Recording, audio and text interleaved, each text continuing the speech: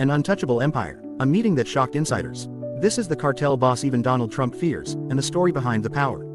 From the margins to the center stage, our story begins in a neighborhood where choices were survival. He learned currency as language, favors, loyalties, tiny hustles that grew into a network. Every small risk taught him reading people, spotting weak links, and quietly converting street credibility into organized opportunity. That early hunger sharpened his instincts. Never flaunt power when you can quietly buy it. Over time, petty deals became larger contracts, shipments, protection, and a reputation that spread. Where others saw chaos, he saw structure, and that structure became the foundation of an empire built in plain sight. The first major score changed the balance. A single successful operation, a freight of contraband rerouted, a corrupted port official bribed, and a shipping manifest altered, doubled his resources overnight. This wasn't careless violence, it was logistics, timing, and human chess. He recruited specialists, pilots, smugglers, accountants who could launder visibility into legitimacy. Each piece fit into a broader plan. With cash came access to VIP circles, to lawyers who learned to speak in plausible deniability, and to allies who'd later protect his name in rooms where reputations are forged and buried. Power loves a showroom. Luxury became his language.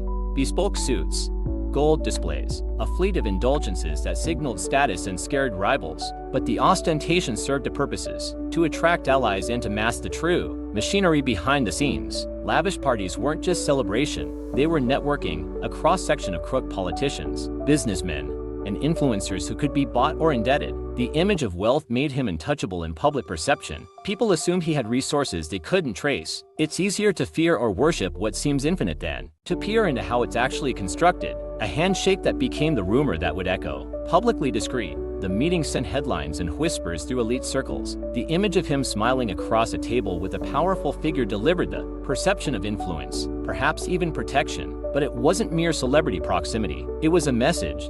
He had reach, and he could broker favors. For many, the implication was worse than any confession. When power meets power on neutral ground, deals form that aren't recorded in ledgers. It's how influence binds law, money, and loyalty into a nearly impermeable armor. Behind showmanship is enforcement. He maintained a private force, trained, disciplined, and silent. These men were more than bodyguards. They were a visible line of deterrence. Convoys moved with military precision. Routes changed weekly, and safe houses dotted the map. The message was clear. Approaching him had a cost. For rivals, that cost translated to hesitation. For politicians, it translated to caution. In every negotiation, the quiet presence of force reshaped outcomes. When a city streets perceive someone as untouchable, that perception becomes operational. Vendors, officials, and enemies fold into a system that preserves power. Money is the silent engine. A labyrinth of shell companies, offshore accounts, and nominee directors made tracing funds nearly impossible. He used legitimate businesses as buffers: real estate,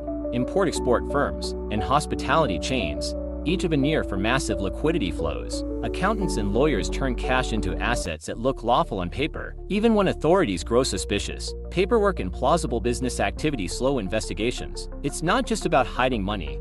It's about making wealth functional, turning illicit profit into legal-looking investments that attract allies and neutralize probes. While the empire keeps growing behind a compliant facade, influence crosses into politics when favors traded become policy outcomes. Newsrooms buzzed after the meeting, pundits speculated, and opponents tightened their guard. Whether it was access to ports, regulatory leniency, or simply reputational shelter, the cartel's reach bent institutions to its advantage.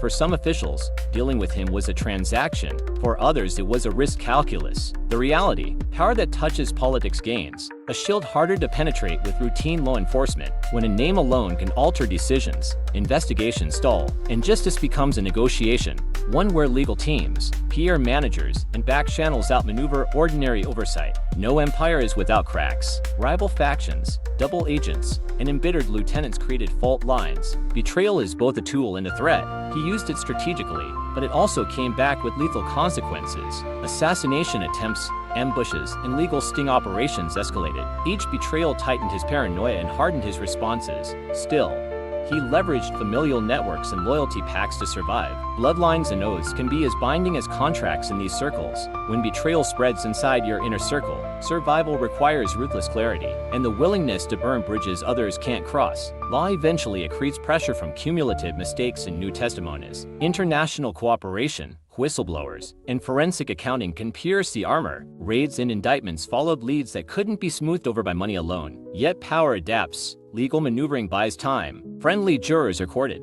and extradition battles drag on. When the state confronts an entrenched empire, the war is procedural as much as physical. Subpoenas, asset freezes, and high-stakes plea deals. The high drama in courtrooms is also theater. Outcomes depend on evidence and the ability to shape the narrative and public opinion. Empires rise and fall, but their echoes persist. The lives touched, economic booms in some areas, ruin in others, are the real ledger. For every opulent party, there were neighborhoods left to pick up the pieces. Legacy is ambiguous, a figure who inspired fear and fascination, whose methods reshaped commerce and politics. Some remember the glamour, many recall the cost. The final data point isn't wealth, it's impact.